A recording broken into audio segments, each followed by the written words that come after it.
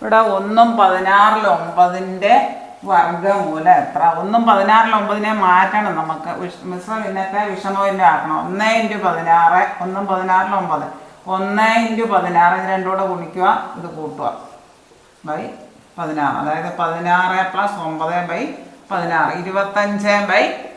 അതിൻ്റെ വർഗ്ഗമൂലം, വർഗ്ഗം എന്ന് പറഞ്ഞാൽ സ്ക്വയർ, വർഗ്ഗമൂലം എന്ന് പറഞ്ഞാൽ സ്ക്വയർ റൂട്ട്. 25/16 എന്ന് പറഞ്ഞാൽ √a/b എന്ന് പറയാൻ √a/√b. അതായത് √25/16 എന്ന് പറയാൻ √25/√16 സമം 5/4. 25ന്റെ റൂട്ട് 5.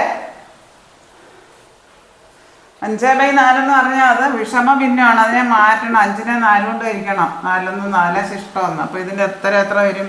ഹരണഫലം ആദ്യം എഴുതുക 1, ശിഷ്ടം എത്രയാണ് 1, അത് മുകളിൽ എഴുതുക. 4 കൊണ്ട് ഹരിച്ചപ്പോൾ 1/4. ഓപ്ഷൻ ബി ആണ് ഉത്തരം. ഇവിടെ മിശ്ര ഭിന്നത്തെ വിഷമ ഭിന്നം ആക്കുമ്പോൾ നമുക്ക് 16 × 1 + 9/16 16 + 9/16 25/16 എന്ന് കിട്ടും. അതിൻ്റെ സ്ക്വയർ റൂട്ടായി വെച്ചേക്കുന്നത് 25/16ന്റെ സ്ക്വയർ റൂട്ട് √25/√16. അതായത് 5/4. 5/4 വിഷമ ഭിന്നമാണ്. ഇവിടെ മിശ്ര ഭിന്നമായിട്ടാണ് ഓപ്ഷൻ തന്നേക്കുന്നത്. 5നെ 4 കൊണ്ട് ഹരിക്കുക. 4 1 4 ശിഷ്ടം 1. അപ്പോൾ ഇതിൻ്റെ ഉത്തരം എത്ര വരും? ഹരണഫലം ആദ്യം എഴുതുക 1, ശിഷ്ടാത്ര വന്ന് 1, അത് മുകളിൽ എഴുതുക. എത്ര കൊണ്ട് ഹരിച്ചപ്പോൾ? 4 കൊണ്ട്. 1 4 1. ഓപ്ഷൻ ബി ആണ് ഉത്തരം.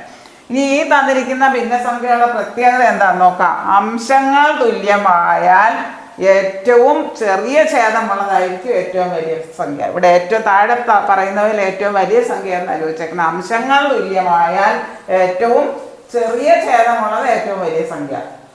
അതായത് 1/2. ഓപ്ഷൻ ബി ആണ്.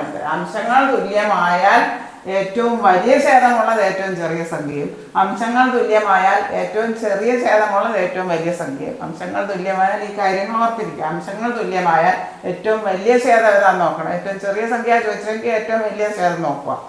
അംശങ്ങൾ തുല്യമായാൽ ഏറ്റവും ചെറിയ ഛേദമുള്ളതായിരിക്കും ഏറ്റവും വലിയ സംഖ്യ. അത് ചോദ്യത്തിൽ ഏതാ ചോദിച്ചതെന്ന് വെച്ചാൽ അത് നോക്കിയാൽ മതി. അംശങ്ങൾ തുല്യമായാൽ ഏറ്റവും വലിയ ഛേദമുള്ളത് ഏറ്റവും ചെറിയ സംഖ്യയും, അംശങ്ങൾ തുല്യമായാൽ ഏറ്റവും ചെറിയ ഛേദമുള്ളത് ഏറ്റവും വലിയ സംഖ്യ ആയിരിക്കും. ഇവിടെ അംശങ്ങൾ തുല്യമാണ് 1 1 1 1.